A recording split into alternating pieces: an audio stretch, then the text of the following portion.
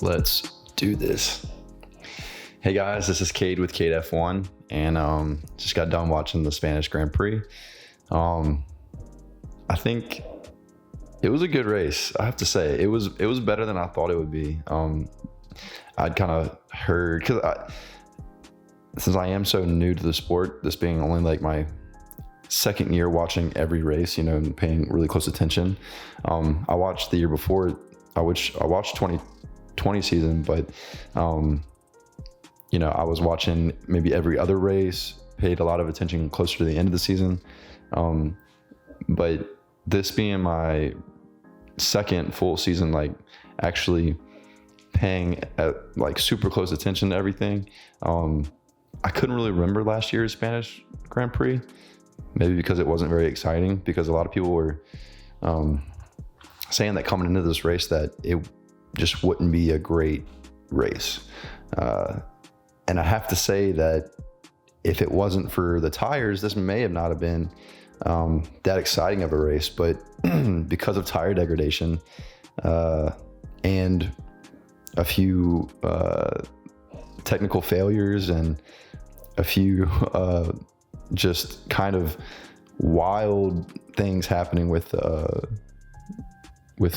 wind, just some kind of like really oddball things happened in this race, and we'll kind of get into it. And I think I kind of want to do a different format this week. I think typically I kind of work my way from the bottom up, like for each driver, and I don't think that's necessarily the way to do it. I think I'm gonna start doing by construct. Well, it may just change each week, honestly. But I think this week, the way the race went, there wasn't much drama, or I should take that back. There was enough drama in the front of the pack to where the cameras didn't really follow much going on in the back of the pack. So I think this week, and typically what happens in these videos is like I start off like ready to go, fired up, talking about P20, P19, P18, and then by the time it gets to the top 5, I'm like rushing through them. So I think this week I'm gonna start from the top. And so I'm gonna do constructors though. I'm gonna go by constructors this week. And so obviously, this was a huge race for Red Bull. They're currently sitting atop the constructors championships right now.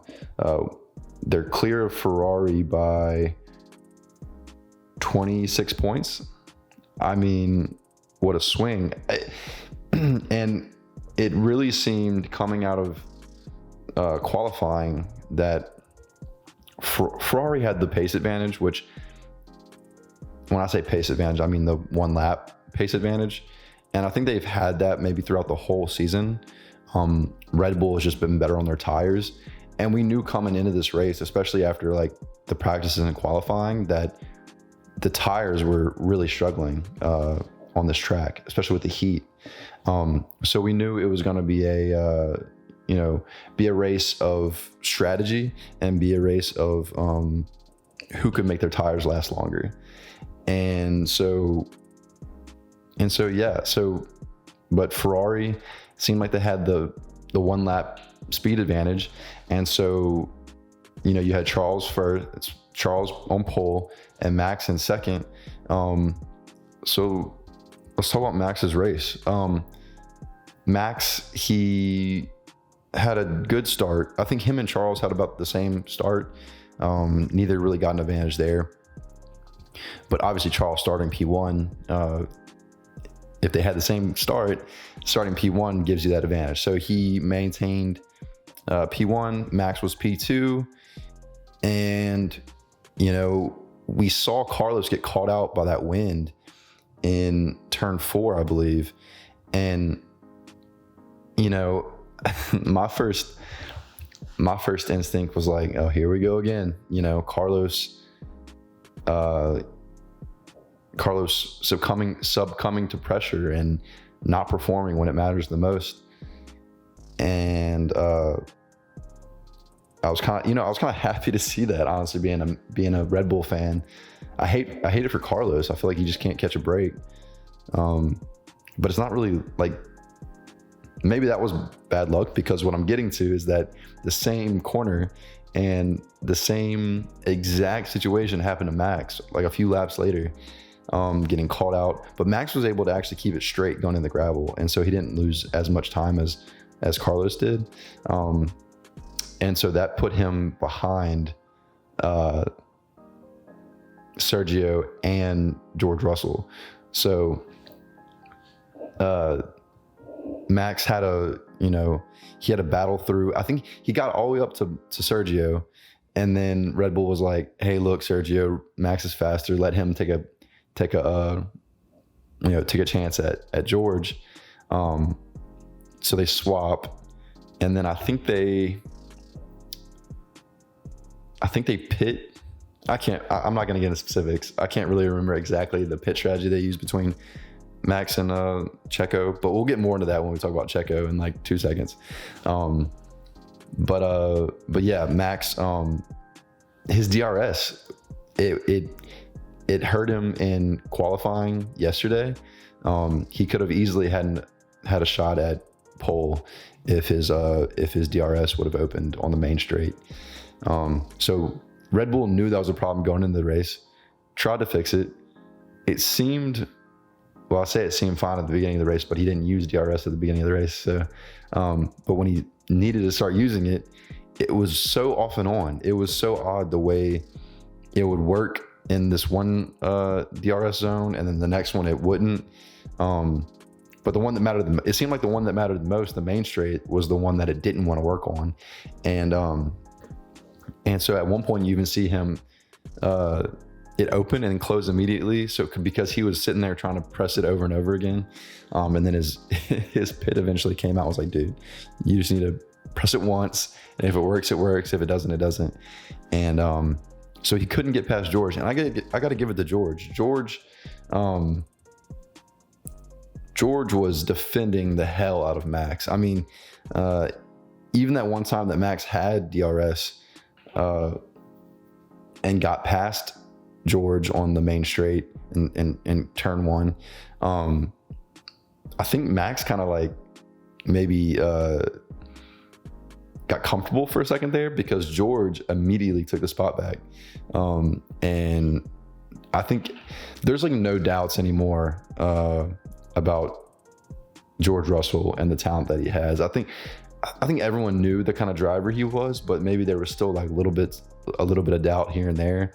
But that can't there's no more doubt in my mind, at least, the quality of driver that George Russell is. He's world champion material. He really is. I think if I'm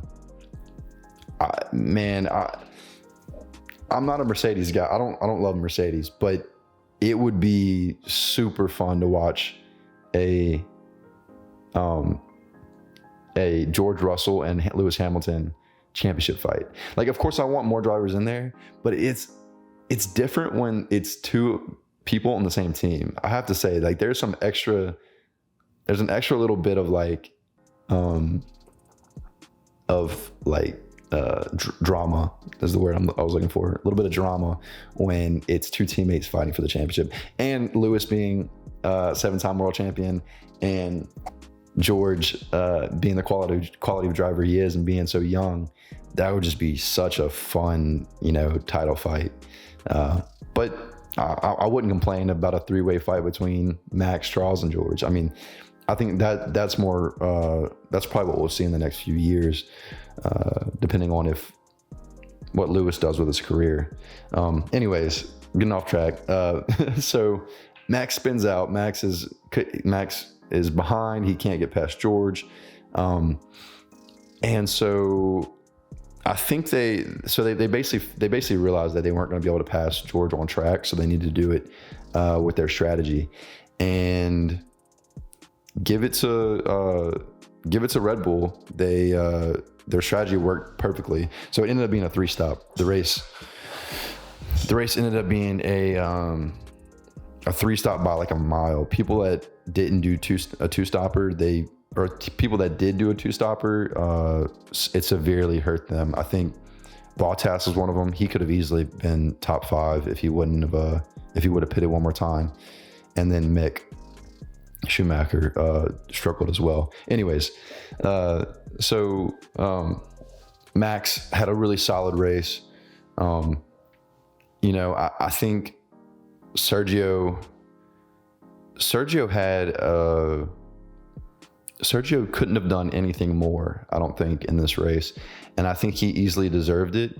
It's really odd. I think I'm used to Mercedes having to do team calls. And usually when they do, when they switch their drivers, normally like, or maybe I'm misremembering, but I feel like they put both of their drivers in a position to win the race by strategy.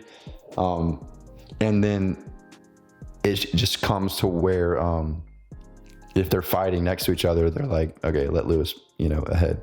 But this seemed very, this seemed almost like even more blatant from Red Bull of just putting Sergio on a losing strategy. It seemed like they were definitely covering George, which as a team, that it makes sense, but you want to keep your second driver happy for sure. Like, you don't want a disgruntled second driver. That can cause more problems for a team than it would just than Max losing out on some points. Like you can't lose sight of that. And I think Checo understands his role, but Red Bull cannot just continue to. And I don't think it hasn't been a problem yet. That's the thing, is it hasn't really come to that point where it's really been an issue. So we'll see. I really think Sergio has some wins coming up for him pretty soon. That'd be awesome if he wins the Mexican Grand Prix later in the year. That'd be awesome. Hopefully Max has like a high enough lead in the championship and they can just be like, all right, Checo, this one's yours. But so yeah, Sergio didn't do really anything wrong. There's a few funny moments when, Sergio has the fresher tires at one point. Max can't pass George, and Sergio's like, let me get him, like tell Max to back off. I can pass him, which is like a first. Normally it's the other way around. All right, so next in the constructors, we have Ferrari. They are, what did I say earlier? 26 points behind Red Bull. That's, I've been saying it, and people were starting to think that people kind of lose sight of how fast things can change in F1. Points, the standings swing so much by each race. All it takes is a DNF from one of your drivers and the other finishing outside the top 5. And well, Ferrari, I think Carlos finished P4, but finishing out the top 3 and the other team finished doing a 1-2. And that's all it takes for a huge swing in the standings in the drivers and the constructors championship. So you had Charles. I mean, after Max spun out, I was like, oh, Charles got this. Unless Ferrari was just gonna like be that bad on their tires, I didn't really think there was any way that Max was gonna come back and win this. It's possible, like, if they would have just like perfected the strategy. I think they put Max on the best strategy possible. So it could have happened, but I think Charles would have had it in the bag. It's really unfortunate that he had that engine failure. But Max has had that twice. Max has DNF twice. Charles has only DNF once. And Max is still ahead of him. So that just kind of shows you Max definitely still deserves to be P1 in the drivers' championship, no doubt about it. And so Charles' race ended early. We all know that. But Carlos, I mentioned earlier, he got called out with that wind that headwind and going into turn 4 and got spun around in the gravel, lost a hell of a lot of places. But he's stuck in there and fought his way back, and he would have finished P5, but Hamilton had some overheating issues, I think, with his engine, or like a water leak in the engine, I think is what I heard. And so Lewis had to kind of fall back and gave that spot back to Carlos. So Carlos, to his credit, fought back, got a P4 for Ferrari. Damage limitation at its best right there, honestly. And it's still such a long season. That's what's crazy, is like all these, it's like the momentum is swinging back. Hey y'all, sorry, my dog came to the door and was whining, so I had to take care of him real quick. So I was talking about how quick things can change in the standings, and I think we'll continue to see that, especially going into next week at Monaco. I think Monaco definitely fits Ferrari's car way better. It's very clear that Red Bull's advantage is on the straights and Ferrari's is in the corners, and Monaco is strictly corners. That's pretty much what it is.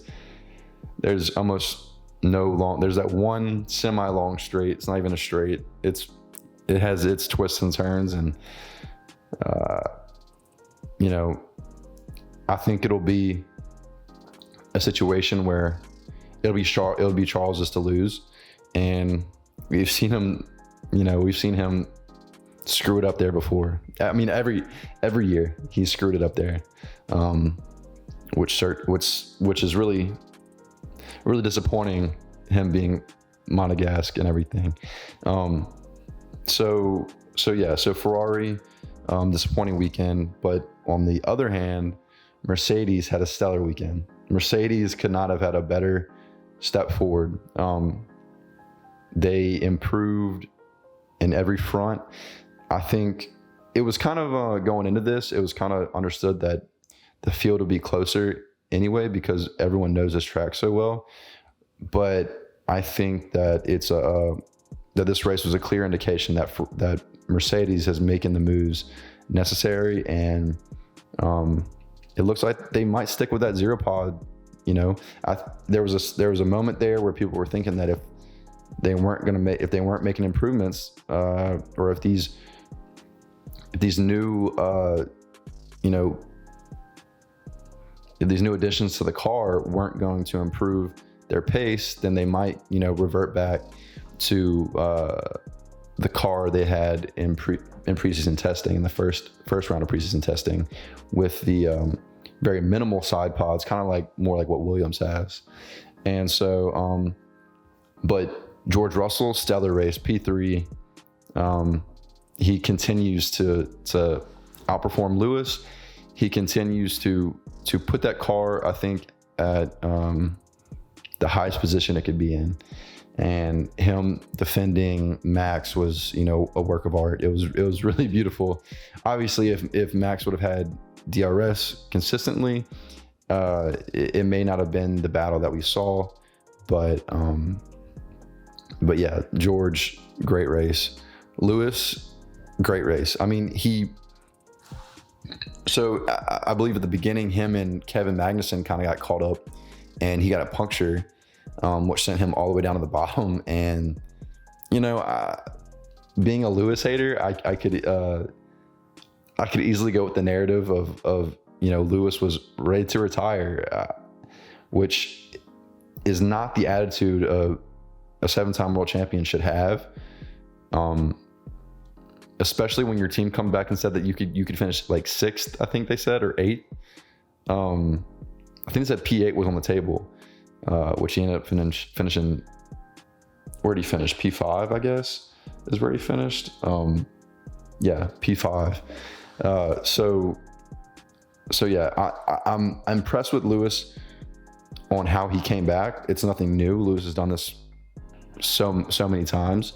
But I was kind of disappointed with the attitude he had at the very beginning, telling his team to, save the engine.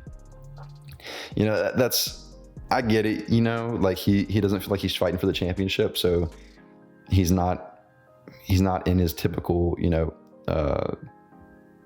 very competitive headspace. He's kind of more in a making it to next year when they have a better chance, maybe. That feels like where he's kind of at. But yeah, so let's go to the next team. We have, drum roll, McLaren. McLaren is 70 points behind Mercedes. So as we've all known, it's Red Bull, Ferrari, Mercedes, and then it's Red Bull, Ferrari, sizable gap, Mercedes, which is now closer, especially in the points. I mean, Red Bull is 26 points away from Ferrari, and Ferrari is only 49 points away from Mercedes. So Mercedes, like, with the massive pace disadvantage they've had, are still right there fighting for the constructors. They just need a few races to go their way, and they're right there. Yeah, McLaren, let's see. I think Lando finished 8th, which, like, in my head, like, you can only base the car's pace on where their best driver finishes, and Lando keeps putting that car in the top 10 consistently, and I have to think that Lando's getting the most out of that car, and that Daniel just isn't. I'm getting lower and lower on Daniel each week. It just doesn't feel like he's ever, really getting ahead of that car, getting a good grasp on it, which is disappointing because he's such a great character. Everyone loves him. I don't know if he's really severely in his head at the moment that he's been in the past 2 years, but he's just not performing. I don't want to beat him while he's down.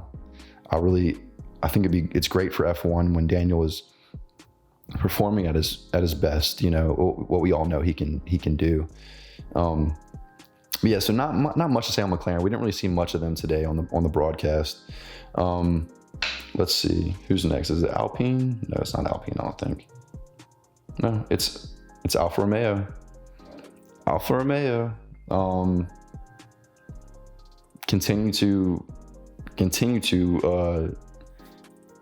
shock. I mean, now it's not even that shocking, but Guan Yu, obviously, I think he had a technical failure, or a technical issue that caused him to retire. Who's had a pretty stellar season.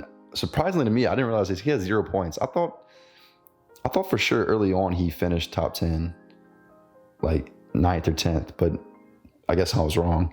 But Valtteri, P6, I mean, he kind of the story that's been this whole season is getting the most out of that car. And if they would have put him on a better strategy with his tires, he could have easily been 4th. I mean, that's where he was. That's. I personally think too, if they would have had him on like the same strategy that Max was on, he could have been fighting for that P3. I really do believe that. So, and then after Alfa Romeo, we have Alpine, I believe. And so McLaren, they have 50 points currently in the constructors, and then Alfa Romeo is 11 points less at 39. And then a very small gap between Alfa Romeo and Alpine. It's a 5-point difference. Alpine has 34 points right now, which Alpine should have a lot more points. Let's just be honest. They did great today, though. I mean, Fernando starting last and making his way all the way to 9th, and Esteban finishing 7th. I mean, this is more what I would expect from Alpine. And I think we'll see this a little bit more consistently throughout the rest of the season, because Fernando is performing outstanding right now. Definitely, I think he's outperforming Esteban, because Fernando's Fernando. I mean, let's just cut the crap. Fernando is a cut above Esteban. I don't know how much longer Fernando has in the sport, but it's great to have him while we do. And so then after Alpine, let's see who's next. AlphaTauri. Surprisingly, they I say surprisingly. It is surprising because Haas, now that I think about it, at first, but after thinking about it for a second, it is surprising that AlphaTauri is next, because you would think Haas would be. Haas has really fumbled so many points early in the season. You could argue let's just look. You could argue that they've had a faster car than AlphaTauri for sure, almost like 100%. And then maybe Alpine, you could argue that as well, just on like pure pace. But what's been screwing Haas is their freaking strategy. Haas needs a new strategist. I don't know what they're doing, but the past several races, they have screwed their drivers on strategy. Mick could have easily finished in the points this week if they had him on a 3-stop. I don't know. It's so Haas-like to do something like to just actually have a decent car and just not get the most out of it. I don't know. It's so frustrating. Being an American, I would love to see them performing well. And I like Kevin, I like Mick, and it's just really disappointing.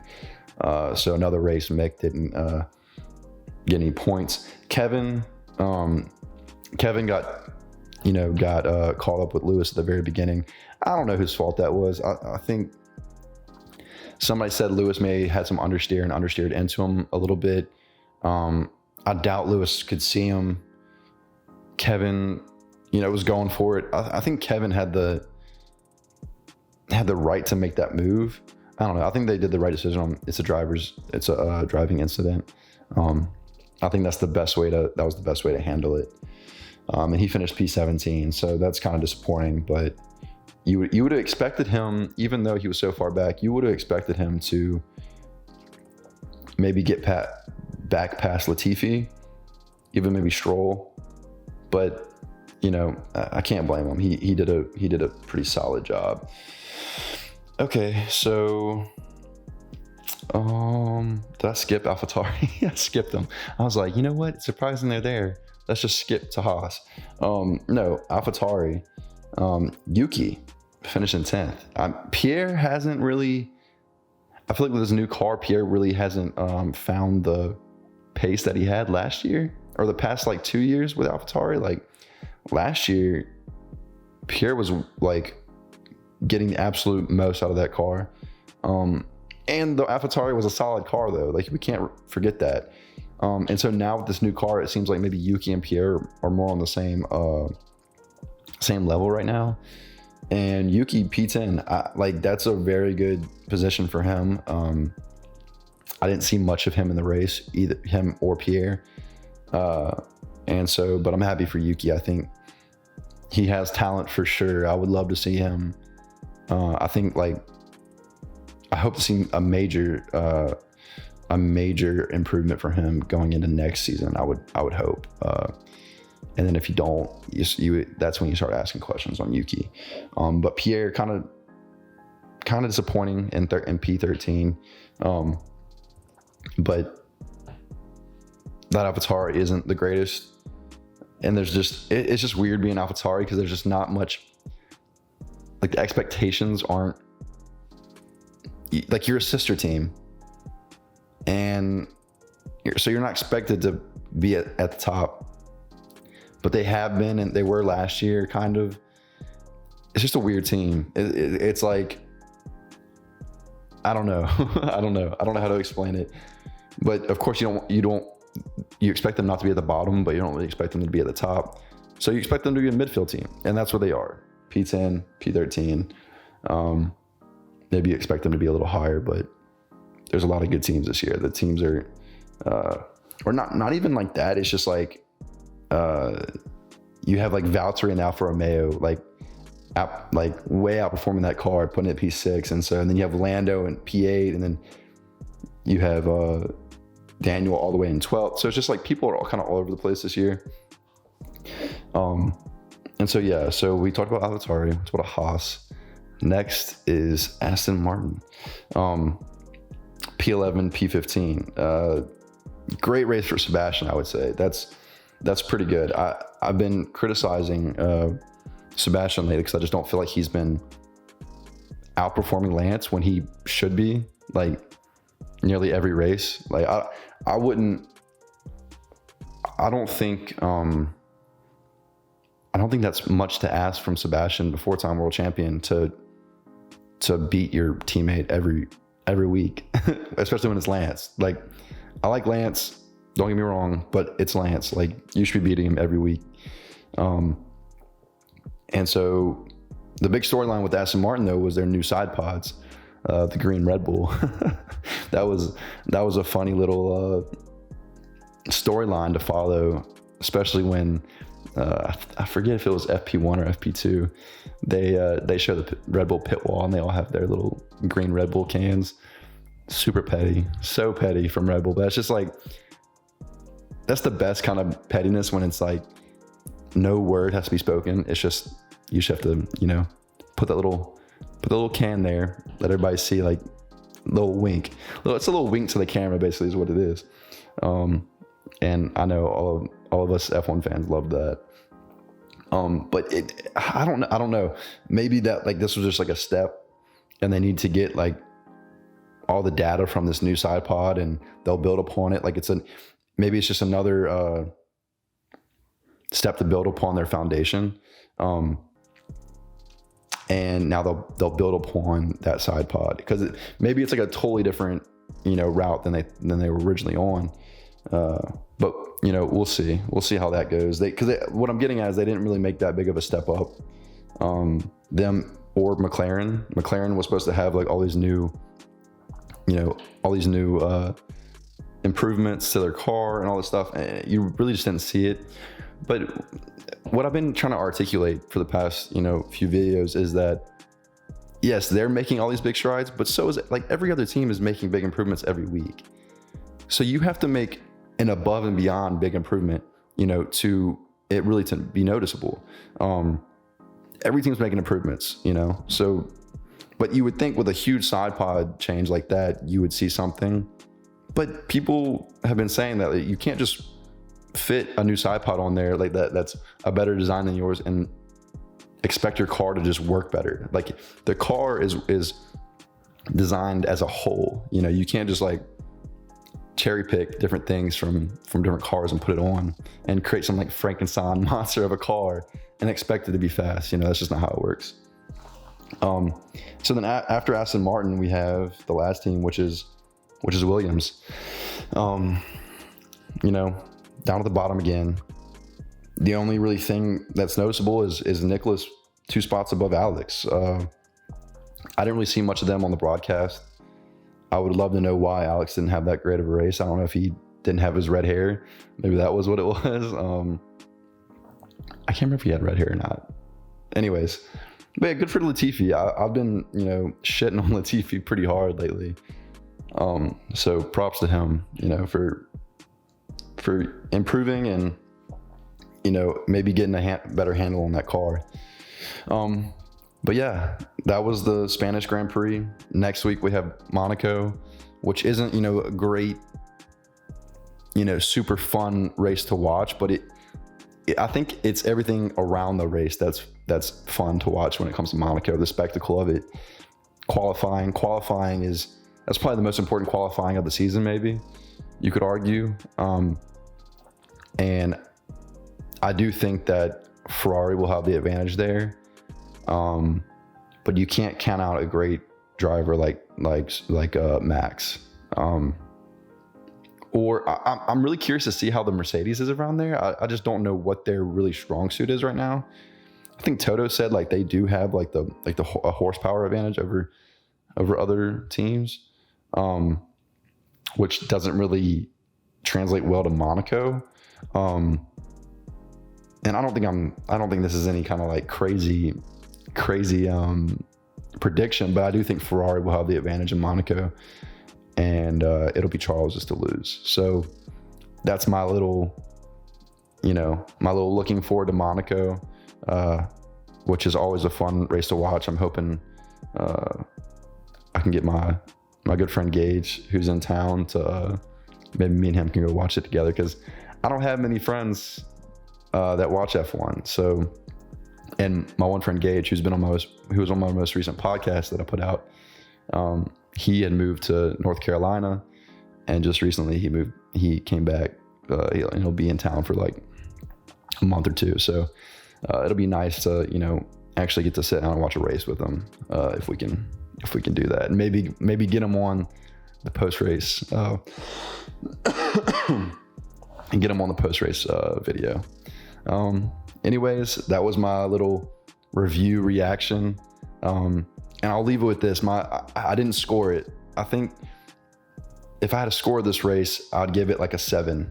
Above average for sure. There was, a good bit of overtaking, a good bit of like kind of just craziness going on with the wind, spinning people out, with a few incidents, with the tire degradation. And I think that was the biggest storyline of the week, is the tire degradation. I think if that wasn't there, it would have been kind of a subpar week.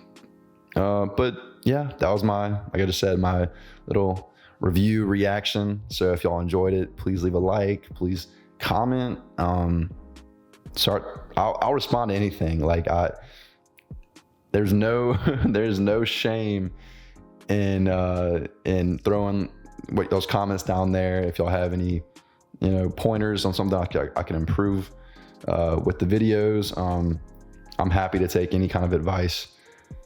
I don't have many subscribers yet. Hopefully that changes. This is just something I enjoy. It's not something I'm trying to make tons of money off of. So yeah, leave a like, leave some comments. Let's discuss. Let's argue.